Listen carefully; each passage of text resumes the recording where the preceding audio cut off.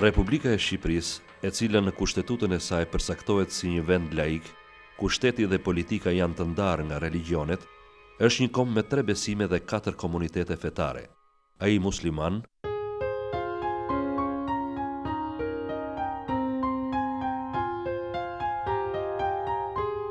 ortodoks,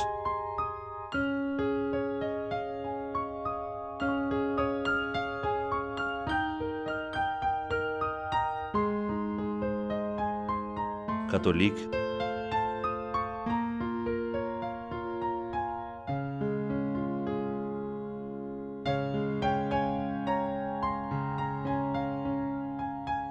dhe bektashian.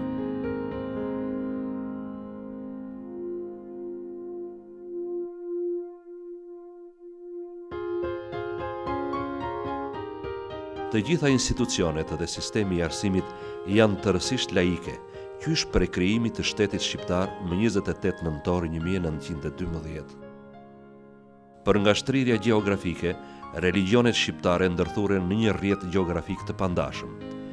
Është gati e pamundur të gjesh një zonë të gjerë tërësisht të pastër. Komunitetet fetare këtu nuk përzihen në tolerancë vetëm brenda një qyteti, një rajoni apo lagjeje, por edhe brenda fisit me të njëjtin trashëgimi, madje brenda qindra familjeve që jetojnë në të njëjtin çati.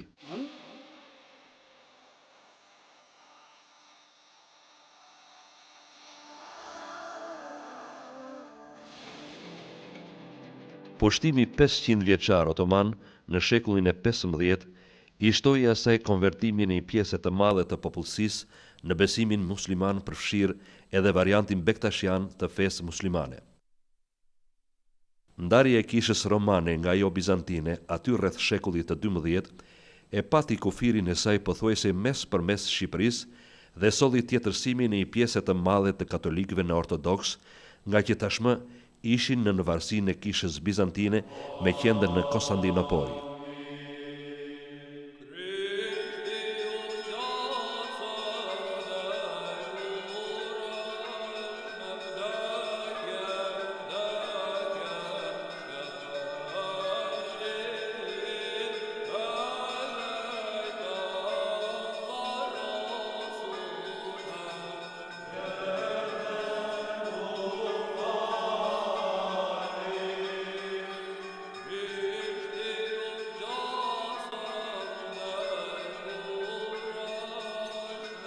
Feja e parë e shqiptarëve, katolicizmi, e vjetër pothuajse sa ajo e Romës, ishte e vetmja në këtë vend prej gati 1000 vjet.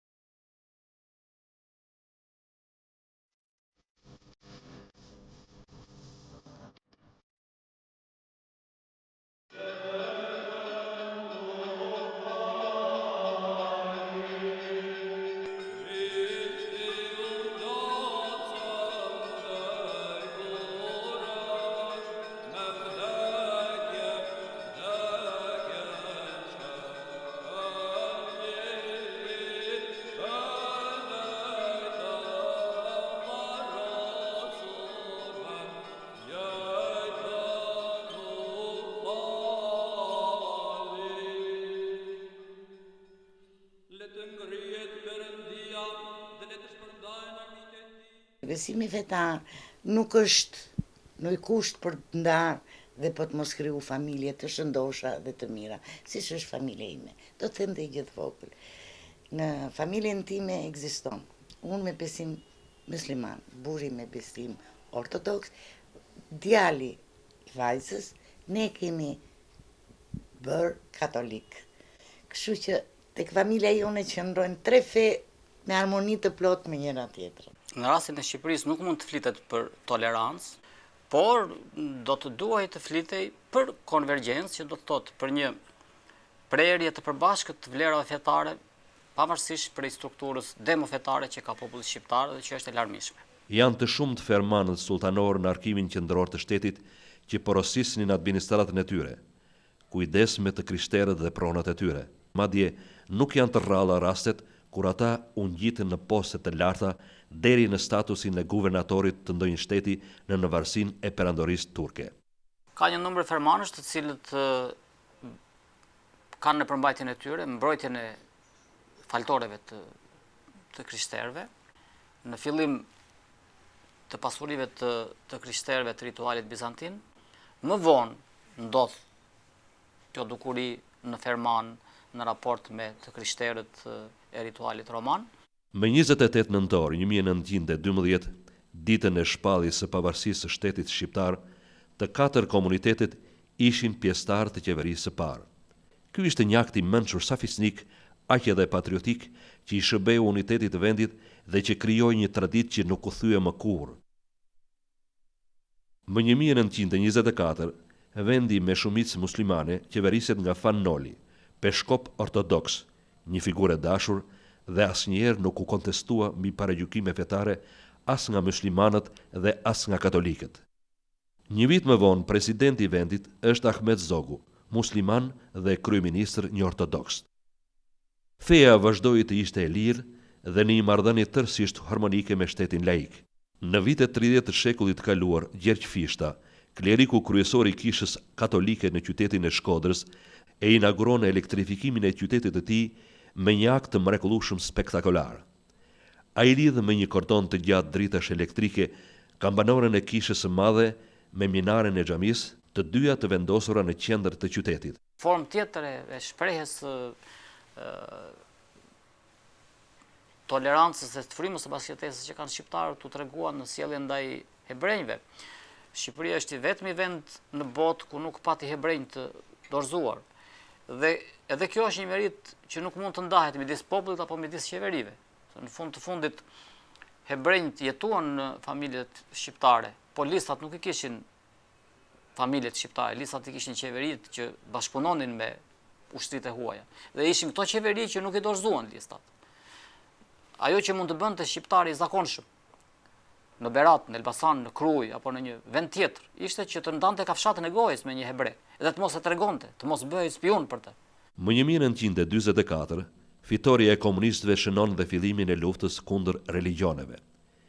Një makinë e tërë propagande sulmon dhe sajon prova se religionet shqiptare janë armiq të zhvillimit antikombëtar. Gjyqje spektakolare, arrestime dhe pushkatime.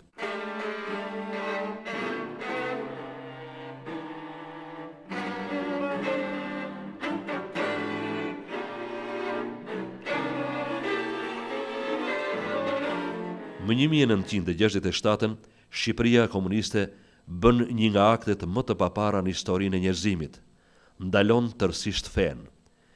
Një pseudo-revolucion shnjerzor i sajuar për qeverisë si një nismë revolucionare e organizatave të rinisë komuniste nis në disa qytete kryesore të Shqipërisë.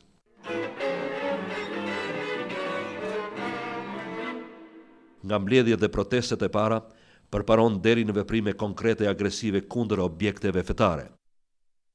Ky revolucion i sajuar nga shteti mbështetet prej tij dhe arrin deri në një çmenduri kolektive që shoqërohet me plasje dinamiti që hedh në erë objekte me vlera shekullore.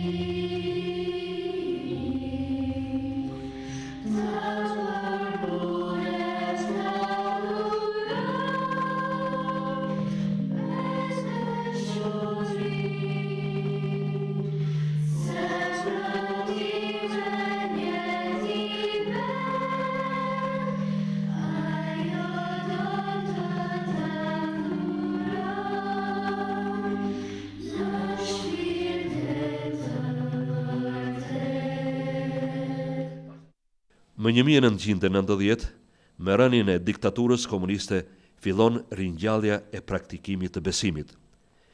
Menjëherë në shumë qytete rihapen në kushte të vështira objektet e para modeste të kultit, të cilat mungojnë pothuajse tërësisht. Në Kavaj, një besimtar fton popullin të falë namazin në oborrin e një fabrike. Xhaku i saj adoptohet në një minare dhe që andej gjemon fjala e bardhë e Allahut që sjell paqe. Klerikët e mbijetuar rikthehen midis njerëzve. Fillimet janë tronditse. Në Shkodër një prift katolik i jep meshën e parë në një varrez publike dhe dal nga dal ushtrimi i fesë i kthehet normalitetit, njësoj si në vendet e tjera. Ka një realitet fetar në Shqipëri, të cilët mirësisht janë përgjigjur në mënyrë analoge dhe me përgjegjësi klerikët shqiptarë, që në periudhën e mesjetës ka libra me trajtesa teologjike të kishës romane, duke përfshirë libra për rregullat e arta të kishës, të cilët klerik ortodoks i kanë përkthyer për të dhënë besimtarëve të tyre, gjë që vështirë të ndodhte në një hapësirë tjetër. Kjo hapësirë është identifikuar me këtë vlerë, sikur se ka ndodhur dhe e kundërta. Harmonia dhe toleranca fetare kanë qenë dhe janë një nga atributet më të mëdha që bart me madhështinë e tij ky komb i përvojtur nga sfida të ndryshme. First, here in Albania, we don't speak only about tolerance. Domethënë këtu, sidomos në Shqipëri, ku ne nuk flasim thjesht vetëm për tolerancën. As it happens in many other countries of the world. Ashtu si kundërflitet në vende të tjera të botës. We are already in a higher level. Ne këtu ndodhemi në një nivel më të lartë. We speak about cooperation Ne flasim rreth bashkëpunimit and brotherly affection. dhe të dashurie vëllazërore. And this is a fact all these 13 years Dhe ky është një fakt after the coming of democracy Ky here. është një fakt që ka ndodhur rreth në gjithë ato 13 vjet pas ardhjes së demokracisë në vend. In many other countries they speak about dialogue of religions. Domethënë në vende të tjera flitet rreth konflikte të ndryshme që janë midis feve.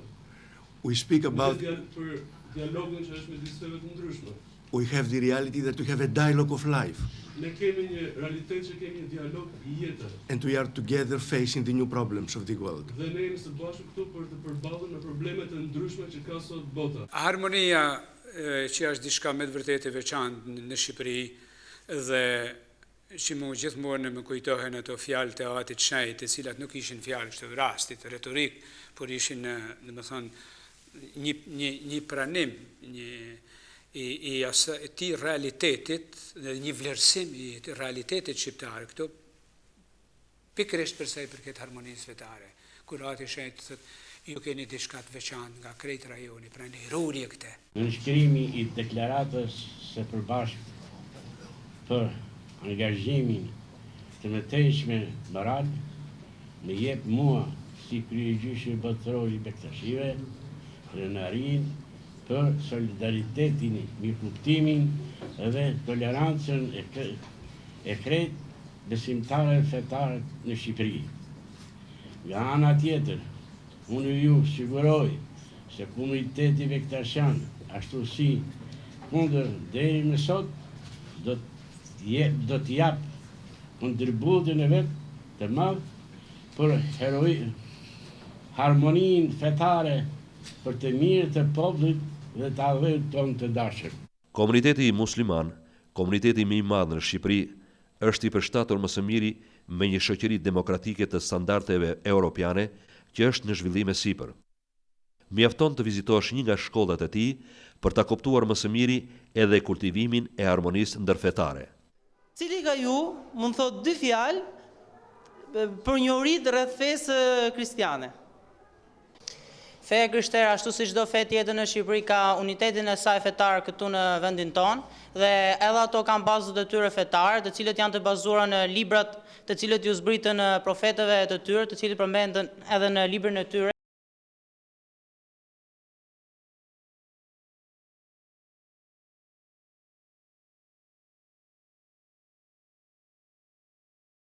Format e kultivimit të paqes e mirëkuptimit ndërfetar janë të shumëllojshme.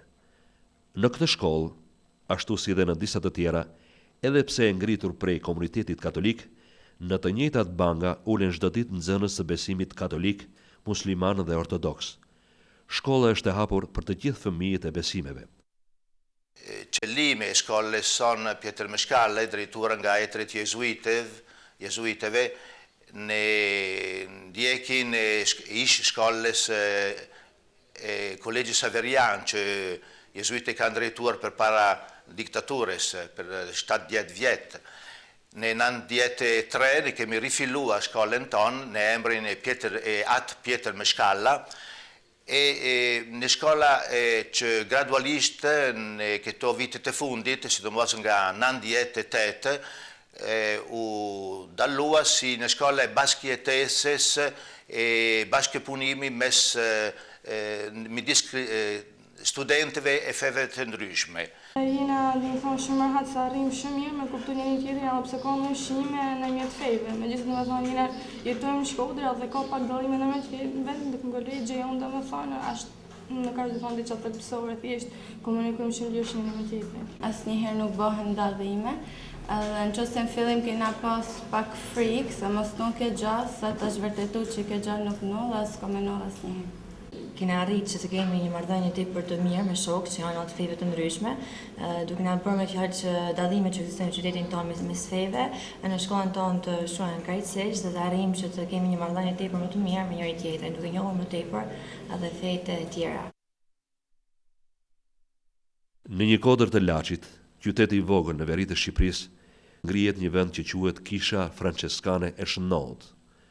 Është një vend i famshëm prej shekujsh për vetitë e tij të shenjta. Ky është një vend shumë i mirë dhe unë nga se nuk i përkras e feje jam muslimane, e besoj këtë vend, se vim pas sy e dalin me sy. Unë normalisht i përkas fesë muslimane, por kam dëgjuar domethënë që në këtë vend bëhen goxha gjëra të mira dhe megjithëse është një kishë, domethënë që se si unë besoj. Unë shoqën e ngushtë kam si motër dhe kam muslimane. Komuniteti ortodoks i kishte të gjitha mundësitë që të shkollonte klerik jashtë vendit, por u mendua që të ngrihej një shkollë brenda truallit kombëtar, e cila do të përgatiste klerik të aftë për të depërtuar në psikologjinë e besimtarit shqiptar. Cilat janë shtyllat kryesore të Islamit, në të cilat ai mbështetet kryesisht. Këtu akademia jon bën një punë shumë të mirë për sa i përket njohjes së feve të tjera të botës dhe ato që janë tradicionale në Shqipëri. Këtu në shkollë, kjo feja e botës, lënda e feve të botës, na ndihmon që duke marrë informacion për këto fe, edhe ne fillojmë dhe i respektojmë. Të gjithë janë mbi të Perëndis, pa përjashtim, megjithëse ndoshta është një besim tjetër, por ne duhet ta duam atë. Edhe që ti je një krishter do të thotë që duhet të duash të gjithë, pavarësisht është musliman, katolik, protestant, çfarëdo lloji që ti. Ky fshat ka së paku 300 vjet që është kështu gjysma e krishter dhe gjysma musliman. Mjemra të përbashkët, besime të ndryshme. As që mund të mendohet ndonjë konflikt serioz për shkak të besimit. Harmoni e plot e paprishur asnjëherë. Të gjithë shkojnë në festat fetare të njëri tjetrit. Asnjëri nuk haron të urojë fqinjin e vet të besimit të ndryshëm, gëzuar festën e Pashkve, të Bajramit. Si riti i Pashkve në fe katolike janë ajo ngjyrosja e vezëve. Edhe nuk janë vetëm fëmijët e katolikëve ata që shkojnë edhe festojnë Pashkë në familjet katolike, por është një turm e fëmijëve musliman që trokasin der në der edhe marrin ato vezë të kuqe si simbol i festës së Pashkve, ose noll edhe me fenë muslimane. Muslimant, që të paktën unë jam me fesë muslimane, për kas komunitetit musliman, ka një rit. Për Bajram, ndilet edhe trokitet der në der. Bashkë me fëmijët e muslimanëve, bashkojnë edhe fëmijët e katolikëve. Edhe të tham që kanë marrë të gjithë njëjtat karakteristika ose i din tonë ritet. Si fëmijët e katolikëve din ritet e muslimanëve, por ashtu edhe muslimanëve din ritet e katolikëve. Pra, është një bashkëtesë e mirë ndërmjet dy komuniteteve. Respekti për besimin e gjithë secilit ka hyrë në gjak tek shqiptari. Nëpërmjet kësaj, ai shpreh urtësinë bazë besimit tek Zoti. Të gjithë kemi të njëjtën origjinë dhe të njëjtin destinacion. Kjo na bashkon e na bën të kuptojmë më mirë dimensionin shpirtëror të një njeriu. Objektet më të hershme të kultit të Shqipërisë në kuptimin e plot të fjalës janë palimpseste, ku ka shtres mbi shtres. Në malin e Krujës ndodhet faltoria e Sari Salltëkut. ata që kanë pas mundësi ta shikojnë këtë faltore, do të kenë vënë re me siguri që në katin e nëndeshëm ka një hapësirë që dikur ka funksionuar si manastir. Aty duken qartë edhe shkrimet në gjuhën greke, që ka qenë gjuha e liturgjisë dhe e artit kishtar dhe të manastireve. Kjo është edhe me kishën e Shën Shtefnit në kalan e Rozafës, e cila ka një shtresë kishe dhe një shtresë xhamie. Shqiptari do të jetë do e mos i prirur për tolerancë, sepse të trija feti ka brenda vetes. Edhe në jug, edhe në veri festohen ditët e maleve të mëdhenj. Çajupi ishte i krishterë dhe i drejtohej Tomorit, baba Tomori, madje edhe librin e tij kështu e quajti. Prej sheku i ky mal konsiderohet si froni ku rri vetë Zoti. Është një vend i shenjtë, i hyjnizuar në folklorin e popullit, në legjenda e përralla, si dhe në letërsinë e shumë poetëve të shqiptar.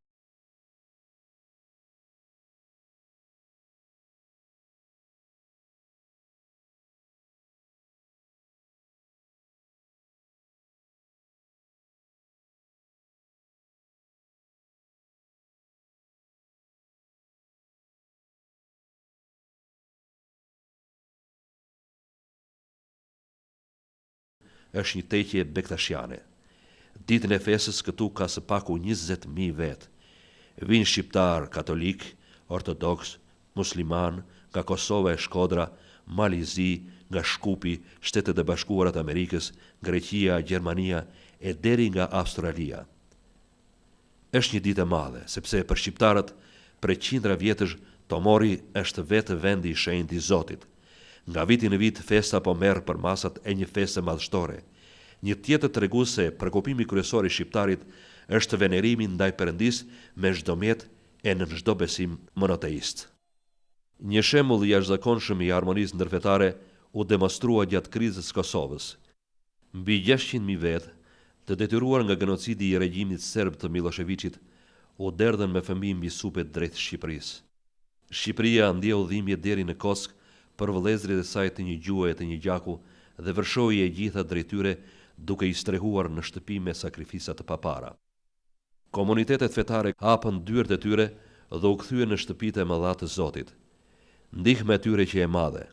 Të pyesja ato ditë se të cilit besimi ishin këta njerëz, ishte një gjë që nuk mund t'i kalonte në tru asnjë njeriu normal. Gazetarë nga gjithë planeti e përsollën këtë harmoni me një admirim të thellë, duke i treguar botës një shembull të shkëlqyer dashurie e mirëkuptimit të kohëve të ftohta moderne.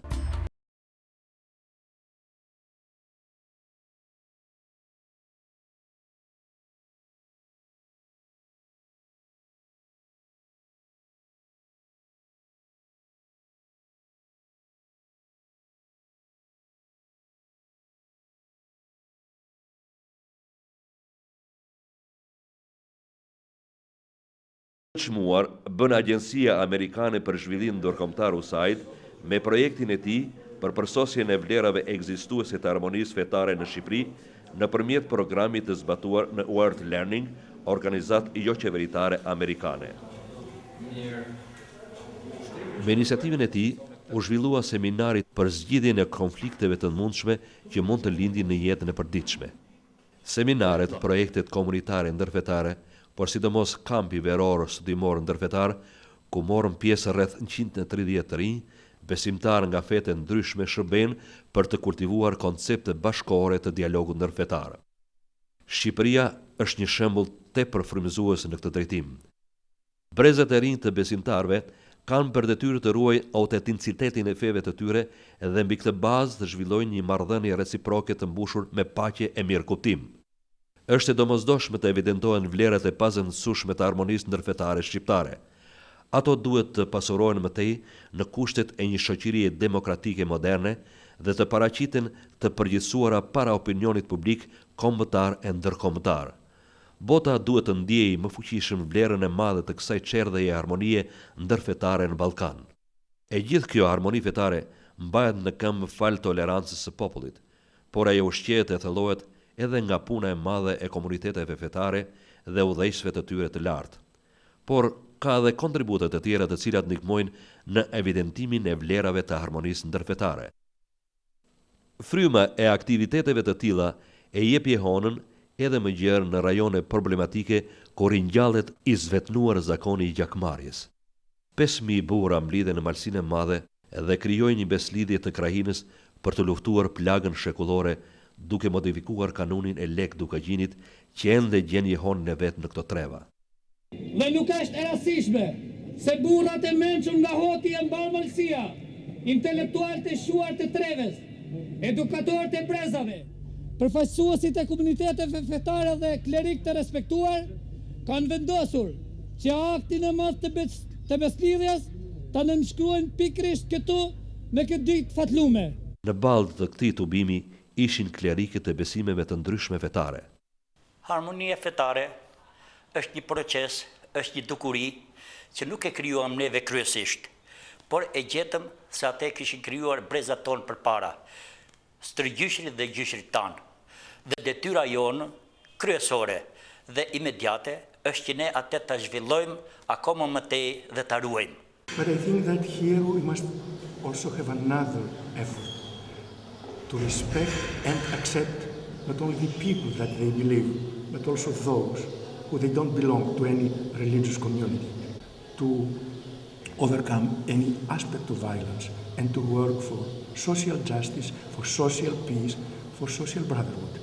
Jemi sikom, pa marrë parasysh përkatësinë fetare, jemi shumë të lidhur.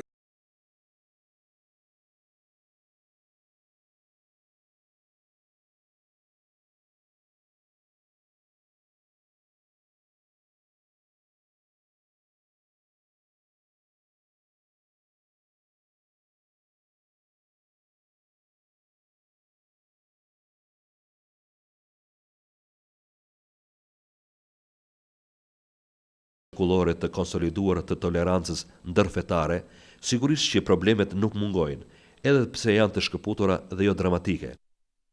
Kur në një fshat të Elbasanit u ngrit një kryqanës rrugës, komuniteti musliman e zgjidhi konfliktin nëpërmjet dialogut. Kanë kaluar gjithë rrugën ligjore nga vendimi i Këshillit Komunës në Këshillin e Rregullimit Territorit Komunës. Pra, mas asaj, më zonës leja është zbatuar vendimi. Megjithse rastet janë të shkëputura dhe lokale, kjo nuk do të thosë se komunitetet fetare dhe tërë shoqëria shqiptare të mos jetë e kujdesshme duke rritur komunikimin e ndërsjellë të tyre. Ndihet aktuale domosdoshmëria për forcimin e pandërprerë të dialogut ndërfetar në të gjitha nivelet si një mjet për të kultivuar harmoninë ndërfetare ndër breza. Harmonia e sotme ndikon në përsosjen e dialogut ndërfetar. E vlen të përmendet shembulli i muftiu të Durrësit Mustafa Varoshi, i cili para 50 vitesh kur ndodhi një keqkuptim ndërmjet komuniteteve muslimane, katolike dhe ortodokse, dolën në qendër të qytetit dhe bën një udhtim duke bërë një pamje të gjithë besimtarëve që ne shkojmë, kemi harmoni, kemi mirëkuptim me njëri tjetrin dhe si shenjë respekti edhe vetë prifti ortodoks kur ndërtua kisha tek vila e Zogut lart, gujin e parë e ka vendosur vetë muftiu i Durrësit Mustafa Varoshi në shenjë respekti dhe harmonie.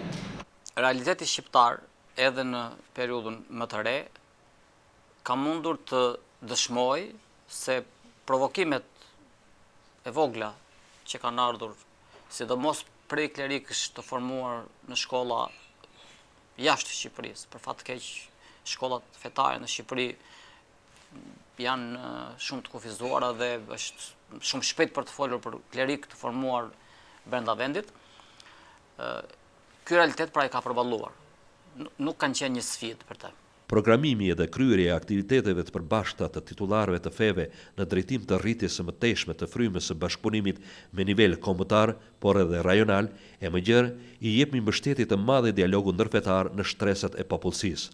Ai fiton kështu dimensione më reale në kontekstin e ndërtimit të një shoqërie demokratike që në Shqipëri është e re dhe në proces konsolidimi. Nuk është rastësi që nga një vend kaq i vogël vjen prej origjine dhe gjaku një shenjtore e madhe si Nën Tereza, një simbol madhështor i pavdekshëm në shkallë botërore, humanizmi dhe përkushtimi ndaj